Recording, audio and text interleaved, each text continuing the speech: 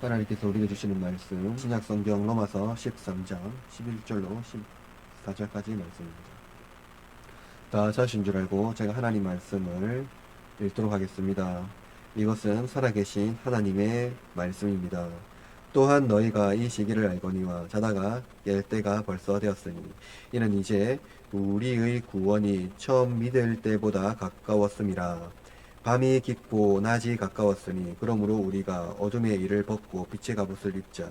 낮에와 같이 단정히 행하고 방탕하거나 술 취하지 말며 음란하거나 호색하지 말며 다투거나 시기하지 말고 오직 주 예수 그리스도로 옷 입고 정욕을 위하여 육신의 일을 도모하지 말라. 오늘은 로마서 강의 50번째 시간으로 종말의 시대에 복음으로 살기라는 제목으로 삼위 하나님의 말씀을 선포하도록 하겠습니다. 우리는 지난주에 바울이 피차 사랑의 빛 외에는 아무에게든지 아무 빛도 갚지 말라는 말씀을 통해서 기독교적 이웃 관계가 무엇인지 또 바울 통해서 배웠고 알게 되었습니다. 우리는 권세자에게 어떤 빚을 지어서도 안 되지만 복종함으로 의무를 다해야 하고 이웃을 사랑함으로 책임을 다해야 합니다. 그런데 언제까지 사랑의 빚을 지고 의무를 다해야 할까요? 이것을 언제까지 해야 될까요? 아무도 대부분 선한 일을 하는 사람은 사람의 그 운명은 스스로 빛을 갚는다고 생각할 겁니다. 선한 일은 그 운명으로 인하여서 스스로 빛을 갚는다고 생각하는 것이 일반적인 생각일 겁니다. 예로부터 이러한 격언과 속담이 항상 있어 왔습니다. 대표적으로 참을 인셋이면 살인을 면한다는 속담이 있죠. 인간은 선에 대한 그 속담 혹은 격언은 대부분 이 땅에서 보상을 받는 겁니다. 선한 일을 하면 이 땅에서 보상을 받는다는 거죠. 이런 맥락에서 보면 인간사는 결국 상호적 관계에서 서로 빚을 지고 살아가는 방법입니다. 결국 빚지면 어떤 식으로든 그 빚은 갚아야 한다는 거죠. 따라서 인간사에 있어서 선과 악을 가장 합리적으로 설명할 수 있는 방법, 그것은 윤회입니다. 가장 합리적으로 설명할 수 있는 방법은 윤회라는 거예요. 이것은 선과 악은 반드시 그 행한 대가를 받는다는 거예요. 그죠?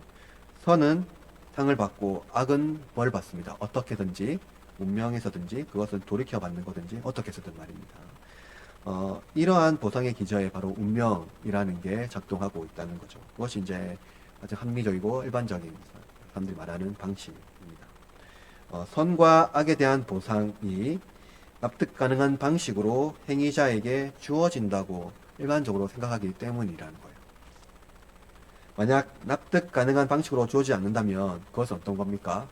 불이하다고 말할 것입니다. 그런데 인간은 대부분 자신의 받은 보상을 완벽하다고 생각하지는 않을 겁니다. 이 정도면 됐다 생각하는 것이 아마 최상의 방법일 거예요. 만족을 모르기 때문이죠. 그러면 여러분 생각해 봅시다. 나머지 심판은 어떻게 볼까요? 그것은 업보로 남겨둔다는 거예요. 일반적인 방식입니다. 그것이 바로 윤회예요. 이것이 인간의 선과 악을 균형 있게 이해하고 합리적 대안으로 모색한 결과입니다. 그러나 성경은 인간사에 기대어서 선과 악을 보상하지 않는다고 말해요. 그리스도께서 신자들의 죄에 대한 완벽한 보상을 갚으셨기 때문에 우리가 지불할 것은 없다고 말하는 겁니다. 신자가 육신의 악함 때문에 지은 죄에 대한 보상은 이미 지불되었기 때문에 지불할 무엇도 없다는 거죠. 그렇다고 해서 죄가 여전히 우리를 자극하는 세상에서 이 죄에서 벗어나 의와 거룩한 삶을 살아낼 수 있다고 말하는 것은 아닙니다. 그것도 굉장히 힘듭니다. 만약 인생이 단 한 번의 삶으로 끊는다고 생각한다면 보이는 세상에서 무엇이든 보상을 얻으려고 하는 것이 인간의 욕망입니다. 그러나 성경은 이러한 체계에서 중요한 결말을 맺는데요. 그것이 무엇이냐면 바로 이 종말입니다. 여러분, 종말의 핵심을 우리 대부분 심판으로 이해하는 사람들이 많아요. 하지만 성경은 종말을 심판으로 말하지 않고 회복이라고 말해요. 정확하게 제대로 읽어보면 결국 하나님은 이 종말에 회복을 이루신다고 말하는 거죠. 하나님 나라와 더불어 하나님의 형상의 회복입니다. 하나님은 죄와 사망 중에 병든 온 세상과 그의 아들을 믿는 신자를 자기 형상으로 회복시킵니다. 그러므로 제가 여러분에게 설교하는 목적은 이것인데요. 종말이 올 것을 확실하게 믿지만 그 시기는 누구도 알지 못하므로 신자는 빛의 갑오신 그리스도로 옷 입고 소망 중에 살아야 한다. 소망 중에 행해야 한다는 것입니다. 세 가지 말씀으로 오늘 말씀을 증언하겠습니다. 첫째는 종말의 시대를 소망하며 깨어있으라입니다. 여러분 성경은 두 시대를 말하고 있거든요. 옛 시대와 새 시대입니다. 그리고 이것은 또한 우리가 살아가는 이 시대 안에서는 이생과 내생입니다. 여러분 옛 시대는 죄와 사망의 시대였다면 새 시대는 의와 생명의 시대라고 이 로마서 우리가 이미 살펴보았죠. 성경은 이 시대가 옛 시대와 새 시대가 공존할 수 없다고 말해요. 어둠과 빛이 공존할 수 없듯이 죄와 의, 사망과 생명은 공존할 수가 없습니다. 그래서 아구스티누스는 어둠은 빛의 부재라고 말하고 있어요. 빛이 있는 곳에 어둠이 있을 수가 없죠. 이와 같이 죄와 사망은 의와 생명이 존재하는 한 존재할 수 없다는 것이 성경이 말하고 있는 가르침입니다. 그러니까 하나님 나라는 의와 생명이 충만한 새 시대를 말해주고 있어요. 의와 생명이 충만한, 죄와 사망이 종결되고 의와 생명이 충만한 시대. 그죠? 그러나 하나님 나라는 뭐냐면 또 옛 시대와 새 시대의 중첩된 시대입니다. 중첩된 시대. 동시에 하나님 나라는 죄와 사망과 의와 생명이 혼합된 시대는 아닙니다. 좀 잘 구분해야 돼요. 중첩되어 있는 시대입니다. 그러나 섞여 있거나 혼합된 시대는 아니라는 거예요. 교집합 정도로 이해하면 됩니다. 혼합되어 있는 것은 아닙니다. 여러분 잘 들어보세요. 그러니까 우리가 살아가는 세대에는 죄와 사망 중에 있는 이웃들이 많아요. 또 우리도 거기에 속해 있기도 하고요. 그러나 참된 신자는 이 죄와 사망 중에 있는 것이 아니라 의와 생명의 풍성한 누구 안에 있는 사람들입니까? 그리스도 안에 있는 사람들. 그렇죠. 그래서 의와 생명 중에 거하는 거예요. 여러분 이러한 배경을 잘 이해하고 오늘 본문을 봐야 합니다. 그러니까 이런 배경에서 바울은 너희가 오늘 본문 11절 말씀해 보니까 너희가 이 시기를 알거니와라고 말하고 있거든요. 그죠? 그러니까 맥락에 따르면 여러분 이 시기는 그러니까 바울의 맥락을 보면서 이 시기를 알아야 돼요. 그죠? 그러니까 맥락 없이 이 시기를 보면 그냥 종말로 바로 넘어가요. 그러면 심판이 더 나거든요. 여기 보면은 이 성경을 잘못 보게 됩니다. 그죠? 바울이 지금 말하고 있는 맥락에 따라서 이 시기를 이해되는 거죠. 이해됩니다. 그러면 바울이 말하고 있는 이 맥락 안에서 보고 있는 이 시기는 무엇이냐면 바울이 말한 그 하나님께서 주신 예수 그리스도 안에서 주신 그 신적 사랑, 그죠?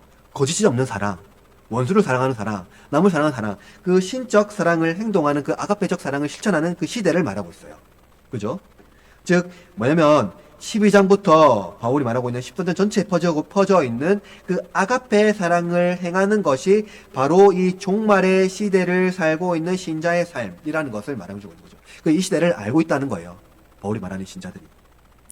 그러니까 신자는 죄와 사망이 여전히 존재하는 세상에서 의와 생명인 새로운 삶의 방식을 살아가는 것, 그런 삶을 말하고 있는 것입니다.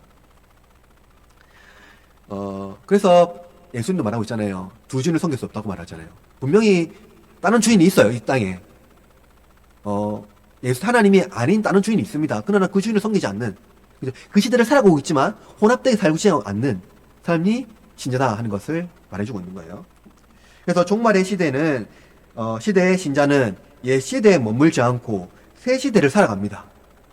그것이 바로 새로운 삶의 방식이라는 거예요. 여러분 이 배경에서 바울은 종말을 이 잠이라는 의미로 비유하고 있는데요. 잠을 자고 있는 자는 감각이 어때요? 세밀합니까? 세밀하지 못합니까? 좀 무디죠? 세밀하지 못합니다. 그래서 어느 정도 무감각합니다. 여러분, 무감각하다는 것은, 성경의 맥락에서 보면, 그리고 이제, 바울 당시 세계에서 이 무감각을 말하는 것을 보면, 본능에 이끌려 살아간다 하는 것을 무감각이라고 말해요. 바울 시대에. 여러분, 이러한 사람들은 육신의 요구가 이끄는 대로 살아가는 사람들이라는 거죠. 그러니까, 성령이 내주하지 않는 사람, 인간은 뭐가 없냐면, 영적인 감각이 없어요. 영적인 감각이 없습니다. 여러분, 그러나 영적인 감각이 없다고 해서 사람이 짐승같이 이성이 없는 인간이 아니라는 겁니다. 이성이 있어요. 다만 하나님을 찾고자 하는 열정이 없는 상태를 말하고 있는 거예요. 그러니까 바울의 시대에 유능학자들이 있었어요. 뭐 세네카, 키케로 이런 사람들이 있었죠. 이들은 인간을 탁월한 존재로 이해합니다. 인간을 탁월한 존재. 그러니까 인간 내면에 있는 이성과 정신을 믿지 않고 외부적인 것을 의지하는 자는 어떤 사람이냐면 어리석은 자예요. 그러니까 인간이 가지고 있는 이성이 있잖아요. 정신이 있잖아요. 그건 너무나 중요한 거예요. 근데 그것을 의지하고 의존해야지 온전한 사람이 되는 건데 외부적인 것을 의지하게 되면은 그것은 뭡니까? 어리석은 사람이라고 말하는 거죠. 그래서 최고의 인간은 외부적인 조건의 지배를 받지 않고 자기 이성을 올바르게 조절할 수 있으며 감정이 이성을 탈취하지 못하도록, 그죠? 쉽게 말하면 이성이 감정을 지배하도록 하는 상태에 있는 사람이 올바른 사람, 즉 현자라고 말하고 있는 거죠.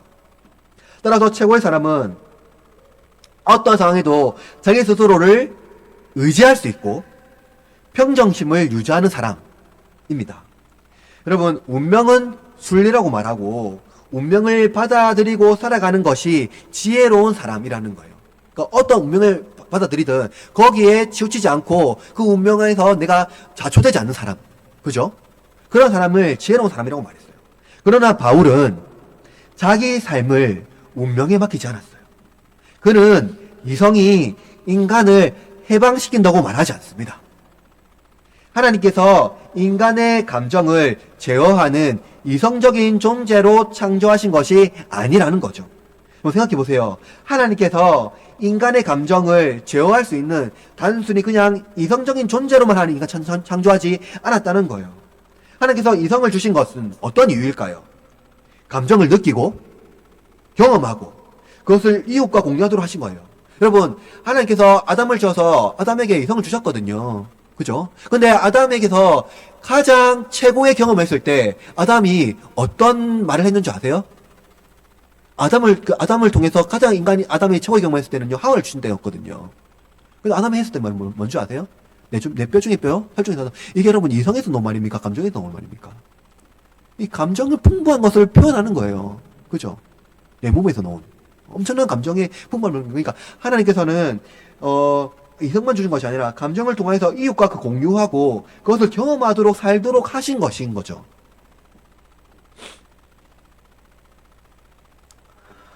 따라서 바울은 이 잠이라는 운율을 통하여서 로마 신자들을 깨우고자 했던 것은 이성이 아니라 하나님에 대한 영적인 감각을 깨우고자 하는 겁니다.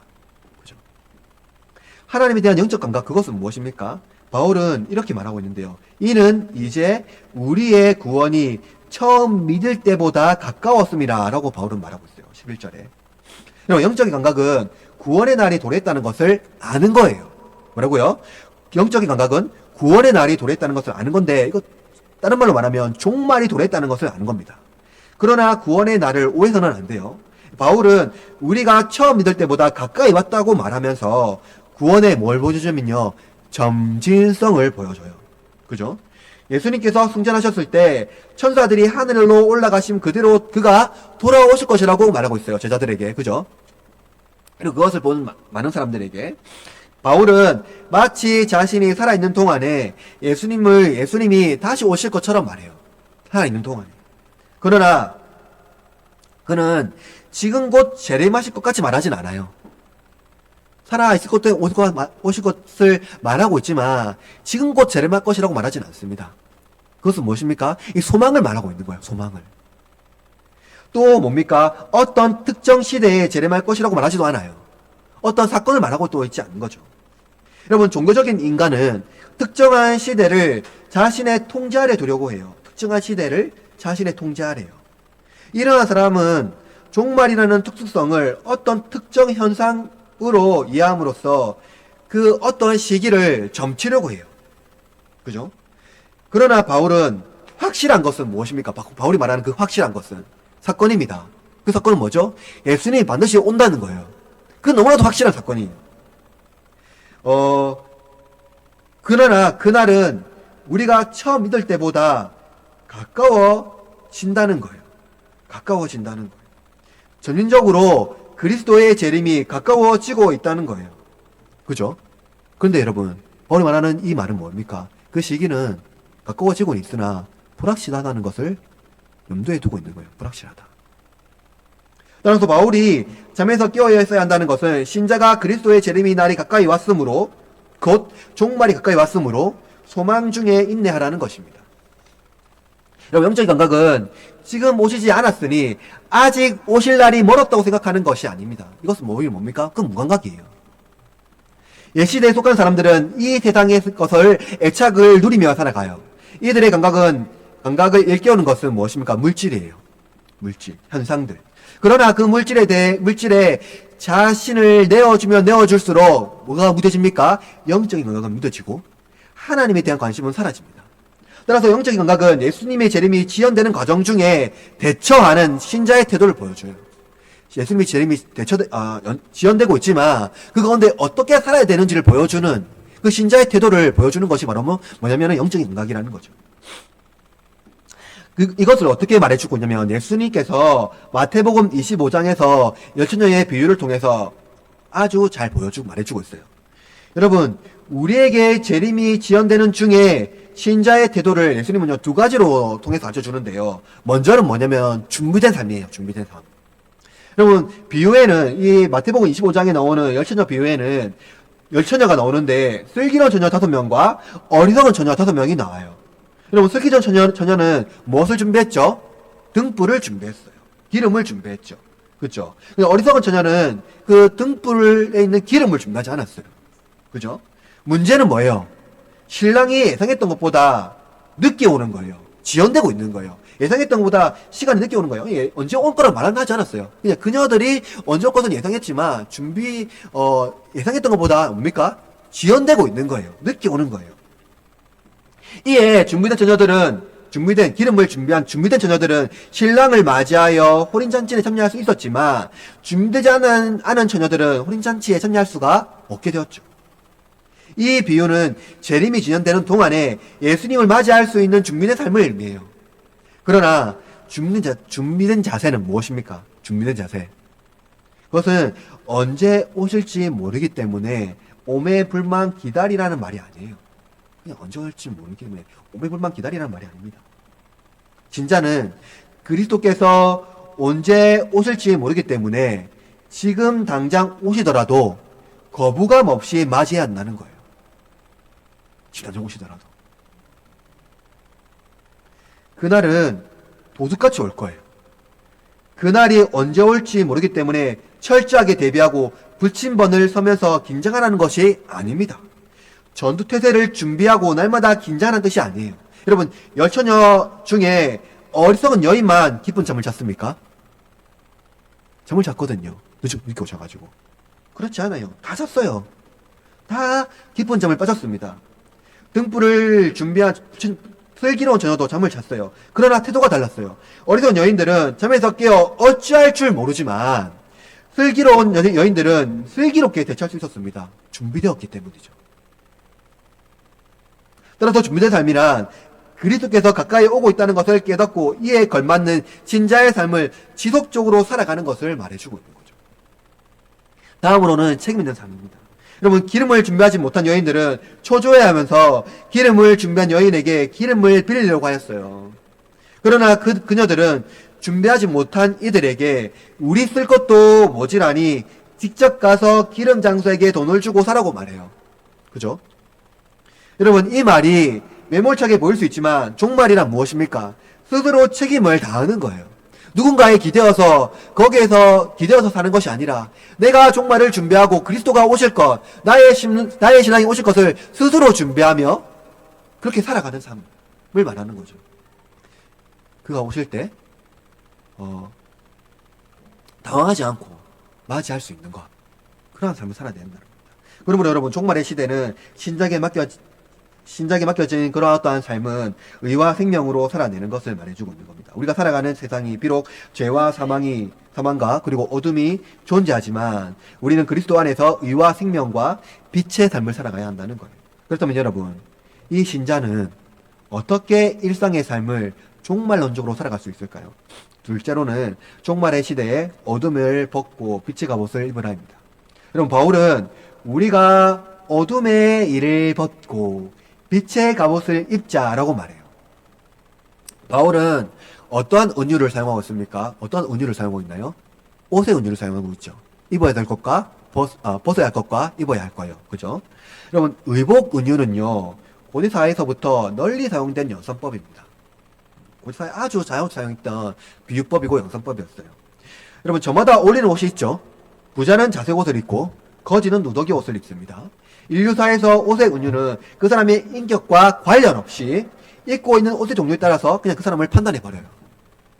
옷의 지위를 결정하고 가치를 판단하는 기준이 된다는 거예요. 그래서 옷의 은유는 바울이 신자의 삶을 규명하기 위한 어떠한 중요한 장치로서 작용을 할 수가 있습니다. 바울은 신자가 무엇을 벗고 무엇을 입어야 할지 규정하기 위해서 어둠과 빛이라는 은유를 사용해요. 벗어야 할 것은 무엇입니까? 어둠의 일. 입어야 할 것은 빛의 갑옷입니다. 여러분, 어둠의 특징, 그것은 무엇입니까? 빛에 거하지 않는 거예요. 어둠의 특징은요, 빛에 있으면 물러나야 돼요. 소멸됩니다. 그러니까 사라져 버려요. 그게 어둠의 특징이에요. 그래서 어둠의 일은 어둠의 영역에 속하는 행실, 곧 악과 죄입니다.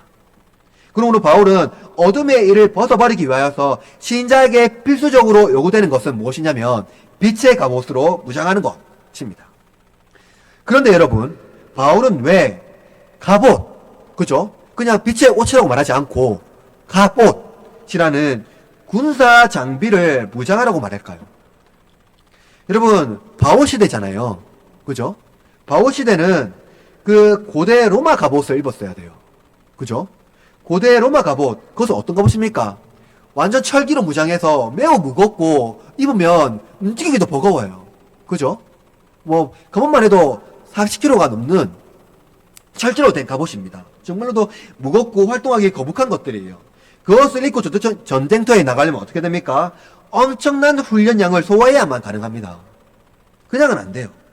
그러니까 바울은 신자가 빛의 갑옷을 입어야 한다는 것은 그만한 훈련량을 소화해야 한다는 것을 말해주고 있어요. 신자가.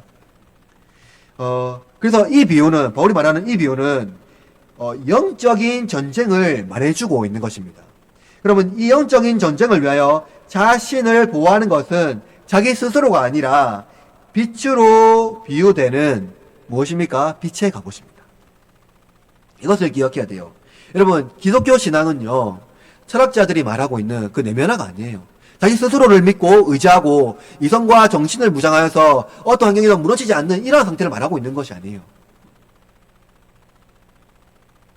기독교 신앙은 내면화를 이루어서 자기 자신 안에 있는 어떤 능력을 개발하고 정신을 고양시키는 것이 아니라는 거예요. 기독교 신앙은 나 자신과 싸우는 것이 아닙니다. 바울은 에베소서 6장 12절에서 이렇게 말했어요. 여러분 잘 알고 있는 말씀인데요. 우리의 싸움은 혈과 육을 상대하는 것이 아니요.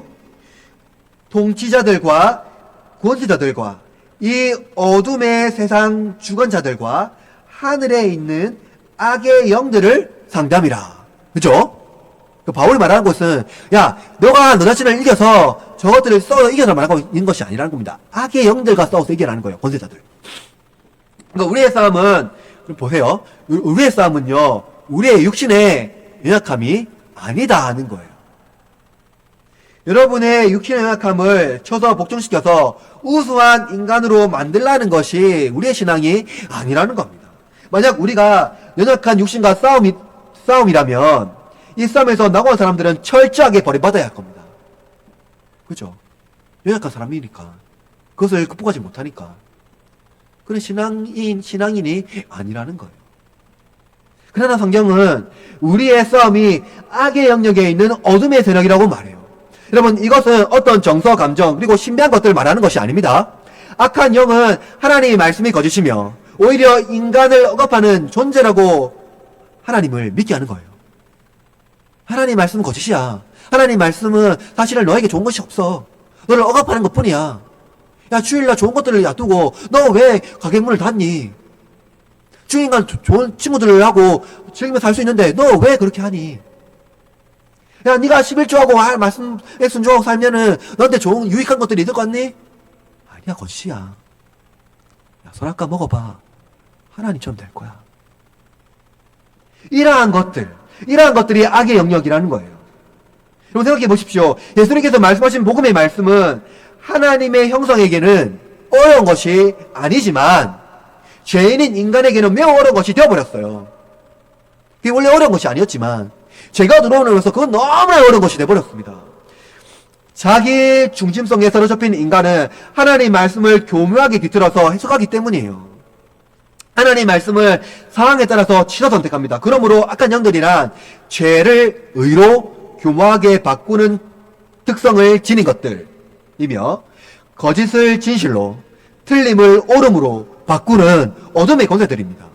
여러분, 인간은 선한 일을 하면서도 사람을 통제하려고 하고 사랑을 베풀면서도 능력과 권세를 드높이고 은혜를 베풀면서도 명예를 얻으려고 합니다.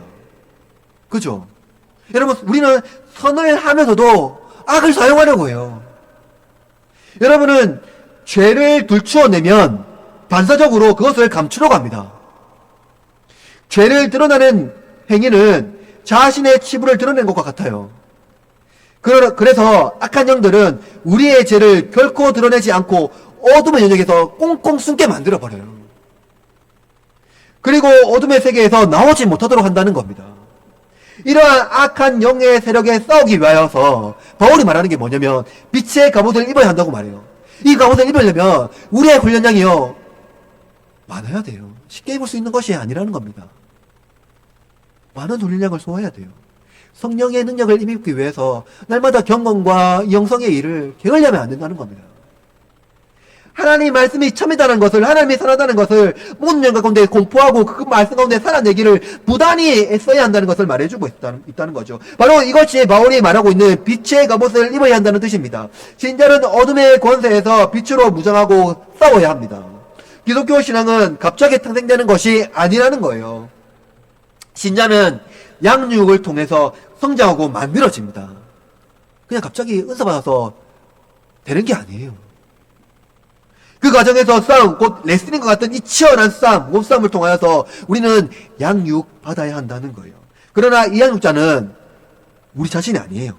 나 자신을 쳐서 복종해서 나의 육신의 연약함을 막 훈련해서 되는 게 아니라는 거예요. 이 양육자는 누구입니까? 성령입니다. 성령은 빛이신 그리스도로 우리를 인도하시죠. 그는 그리스도께서 우리에게 행하신 일을 지속적으로 가르쳐주시고 깨닫게 하십니다. 성령은 하나님 보좌 우편안에 계신 그리스도를 보게 합니다.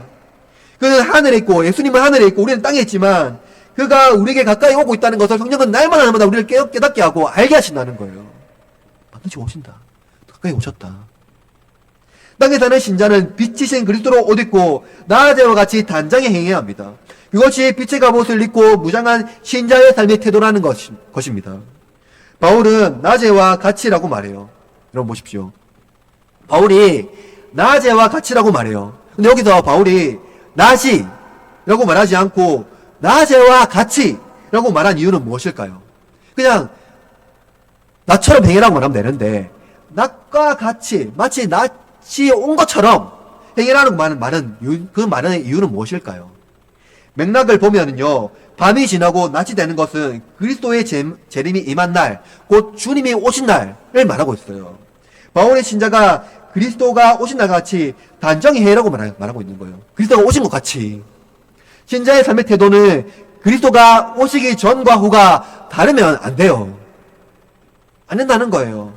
여러분, 이것은 종말을 준비하는 신자의 삶의 태도에 있어서 매우 중요합니다. 여러분, 참된 신자는 종교적으로 하나님을 대하지 않죠.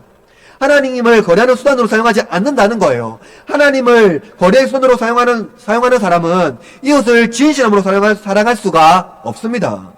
참된 신자는 자기의 삶을 운명에 맡기지도 않고 이웃을 유용함과 효율성에 기초하여 사귀지도 않습니다.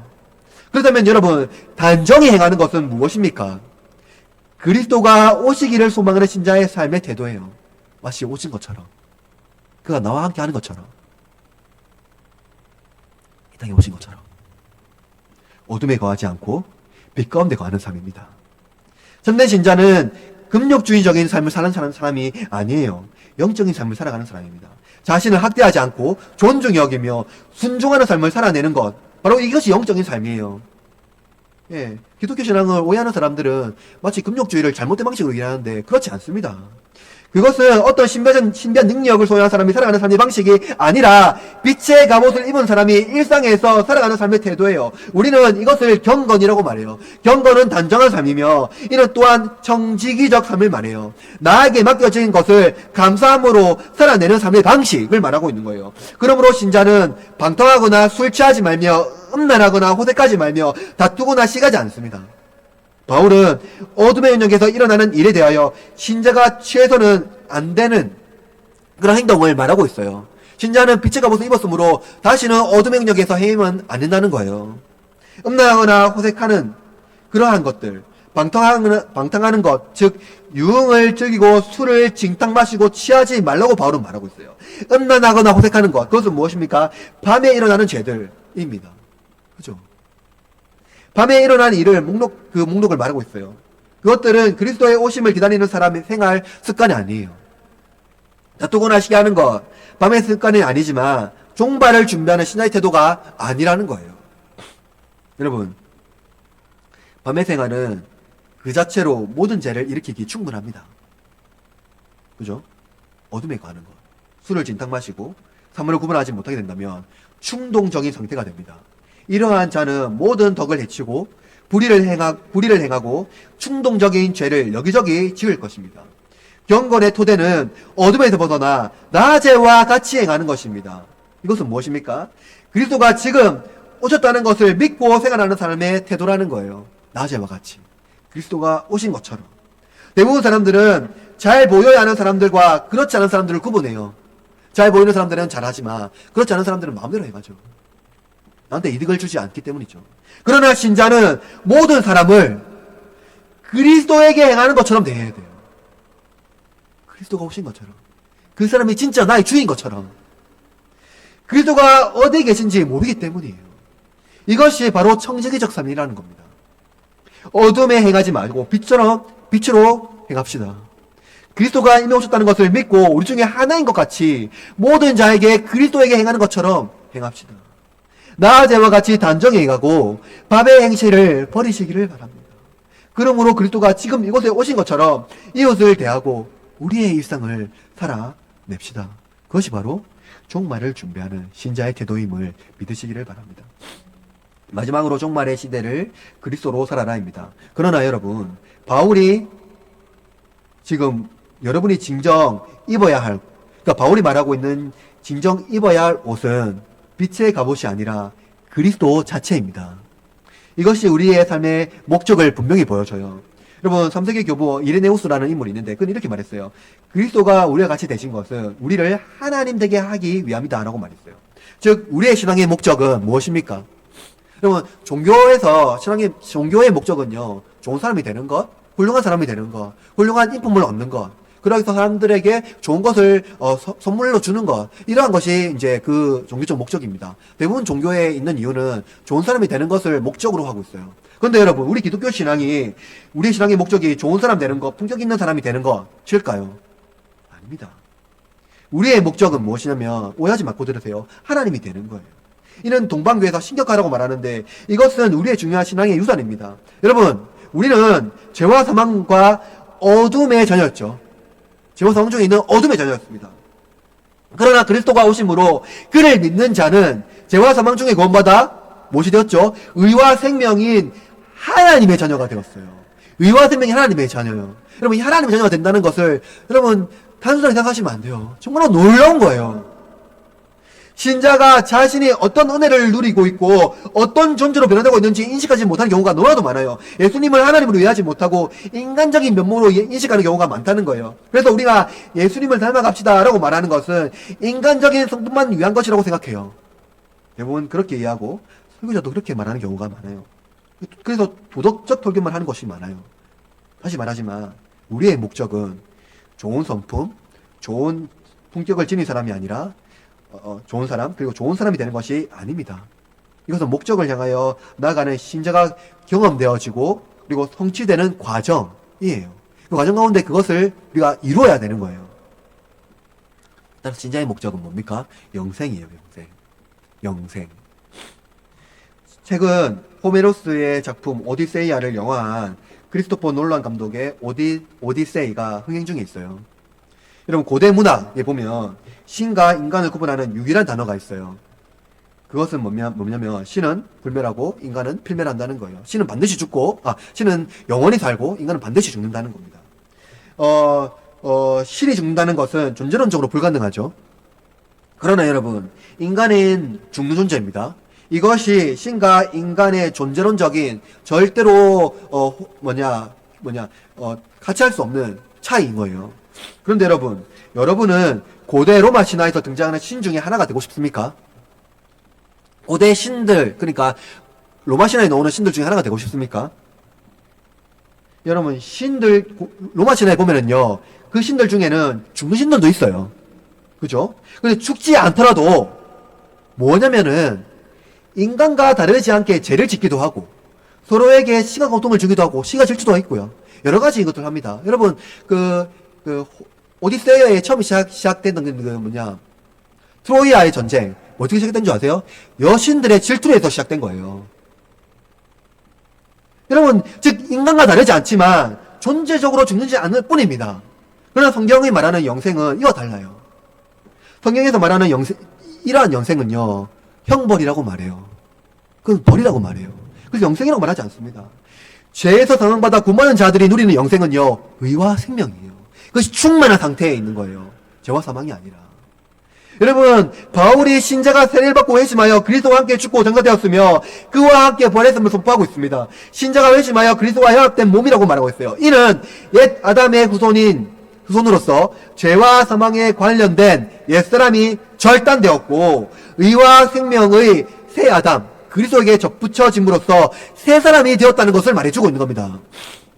바울은 신자가 그리스도로 옷 입고 그리스도와 같이 되었다고 선포해요. 에베소서 4장 13절에 이렇게 말합니다. 우리가 다 하나님의 아들을 믿는 것과 아는 일에 하나가 되어 온전한 사람을 이루어 그리스도의 장성한 분량이 충만한 데 이르리니. 그죠? 바울이 말하는 이 온전한 사람을 이룬다고 말하면서 그리스도의 장성한 분량에 충만한 데 이른다고 말하는데요. 이는 무엇입니까? 온전한 인간은 누구예요? 그리스도밖에 없어요. 온전한 인간은 그리스도밖에 없습니다. 덧붙여 말하자면 그리스도만이 하나님의 형상이라는 거예요. 만약 우리가 하나님의 형상으로 변화되지 않고 영생을 얻는다면 여러분, 그것은 복이 아니라 뭐예요? 형벌이에요. 형벌입니다. 이것은 가벼운 벌이 아니라는 거예요. 하나님은 자신 만든 세계에 죄와 사망을 만들지 않았어요. 하나님의 형상으로 지음받은 인간은 의와 생명을 하나님과 공유하는 존재였습니다. 그러나 죄는 하나님과 공유할 수 있는 것이 아니에요. 하나님과 공유할 수 있는 어떤 성질이 아니라는 거예요, 죄는. 죄는 하나님께서 만드신 세계에서 살 수가 없을 뿐만 아니라 반드시 죽습니다. 필멸하게 되어 있습니다. 이들은 영원한 음부, 곧 지옥에서 영원한 형벌을 받게 되어 있어요. 그것은 죄를 정화하는 장소가 아니라 형벌의 장소라는 거예요. 바울은 오직 주 예수 그리스도로 옷 입고 정욕을 위하여 육신의 일을 도모하지 말라라고 오늘 본문 14절에서 말하고 있습니다. 여기서 보세요. 긍정 명령은 뭐예요? 그리스도로 옷 입고예요. 주 예수 그리스도로 옷 입고요. 긍정 명령. 그죠? 이것은 해야 되는 거예요. 그러나 부정 명령은 뭡니까?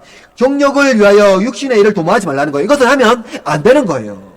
즉 그리스도로 옷 입은 사람은 정력을 위하여 육신의 일을 도모해서는 안 된다는 거예요. 바울의 긍정명령 앞에 오직이라는 단어를 사용하여서 그리스도로 옷 입는 것은 신자에게 필수적인 조건이라는 것을 분명히 제시해주고 있습니다. 신자는 그리스도로 옷 입지 않고서는 죄와 사망에서 벗어날 수가 없어요. 그리스도로 옷 입은 신자는 그리스도의 장성한 분량, 무엇입니까? 곧 하나님의 속성인 불멸을 얻는 겁니다. 영생을 얻는 거예요. 그냥 영생이 아니라는 거예요. 여러분 이것을 잘 반드시 기억해야 돼요. 그러나 바울은 영생이 미래적인 일이 아니라 또 현재적인 일이라고 말하고 있어요. 영생은 죄인이 얻을 수 있는 것이 아닙니다. 죄인이 영생을 얻게 되면 어떻게 됩니까? 그것은 형벌이라고요. 영생은 그리스도로 옷 입은 자, 즉 그리스도로 살아가는 자만이 얻을 수 있는 거예요. 그것은 미래적 이상이 아니라 현실 속에서 살아가는 실제입니다. 바울은 정력을 위하여 육신의 일을 도모하지 말라고 말하는데, 바울은 이 도모하지 않는다고 말하지 않고 도모하지 말라고 말해요. 명령을 말하고 있죠. 신자는 육신적인 욕망이 요구하는 특별한 관심을 보여, 그러니까 육신적인 욕망, 그러니까 인간적 욕망이 요구하는 것에 아주 집착하는 것을 통하여서 그 욕망에 지배하게 놔두어서는, 우리의 몸이 지배하게 놔두어서는 안 된다는 거예요. 우리의 몸이 욕망에 지배하게 놔두어서는 안 된다고 말하고 있어요. 이것은 신자가 그리스도로 옷 입고 영생을 얻는 삶을 자연스럽게 이루는 것이 아니라 영적인 훈련이 필수적으로 동반되는 것을 말해주고 있어요. 우리가 그리스도로 옷 입을 때 그것은 자연스럽게 그냥 되어지는 것이 아니라 그러한 훈련을 반드시 필수적으로 해야 한다는 것을 말해주고 있죠. 그래서 명령법으로 말하고 있어요. 바울은 신자가 인간적인 욕망에서 자유로운 존재가 아니라는 것을 전제하고 있어요. 신자도 욕망 안에서 자유롭지 않다는 것을 말해주고 있어요. 신자도 욕망에 사로잡혀 영혼을 파괴하는 죄의 본능이 자리 잡고 있습니다. 이러한 신자에게 이러한 어떠한 어둠의 일이 신자에게 일어나지 않기 위해서 일상 중에 경건을 게을리해서는 안 된다는 거예요. 정욕을 위하여서 육신의 일을 도모하는 것은 육신을 위하여 욕망을 이루는 것과 같습니다. 이것은 죄인의 본성이에요. 인간이 만든 신적인 존재는 욕망을 위하여 사물을 지배하고 능력을 사용하는 존재들입니다. 인간이 만든 신적인 존재라는 것들이요. 이들은 지극히 죄인의 본성을 가지고 있어요. 영원히 산다고 하지만 그것은 형벌입니다. 죄인의 본성을 가지고 있어요. 이들은 하나님을 사랑하지 못하기 때문에 사물과 이웃을 유용함과 효율성에 근거하여 대할 뿐입니다.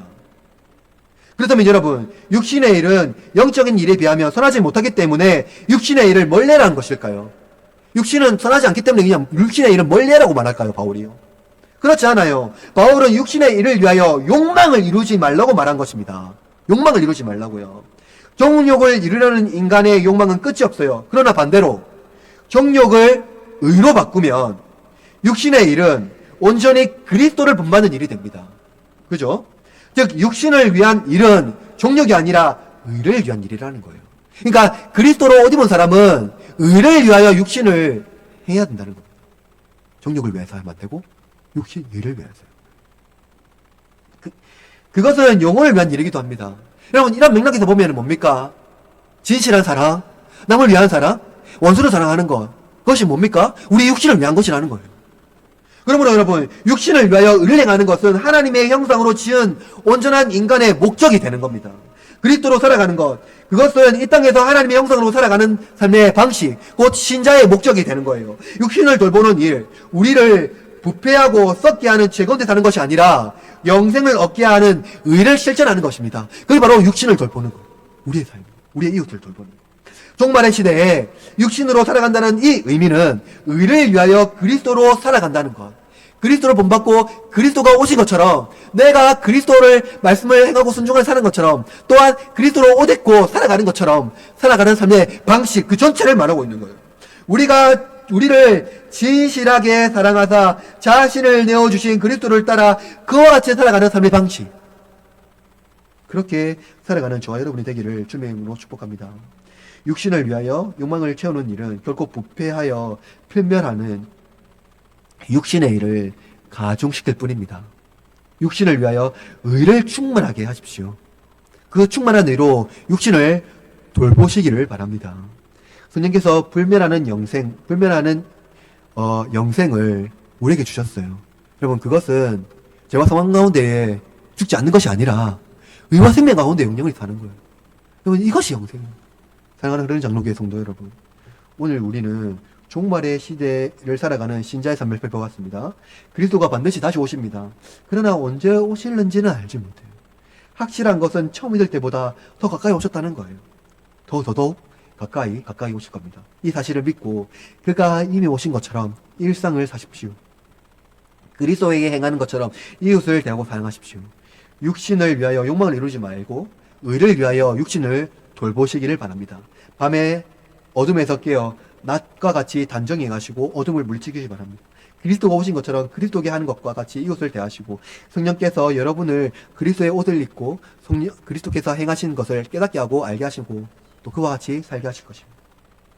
그러므로 여러분 깨어 빛의 갑옷을 입고 그리스도와 같이 살아가시기를 바랍니다. 이제 일주일간 살아갈 때 이 종말의 시대에 그리스도가 오신 것 같이 정직이적삼 육신을 위하여 의를 실천하는 삶을 살아내는 하나님의 자녀가 되기를 주님의 이름으로 축원합니다.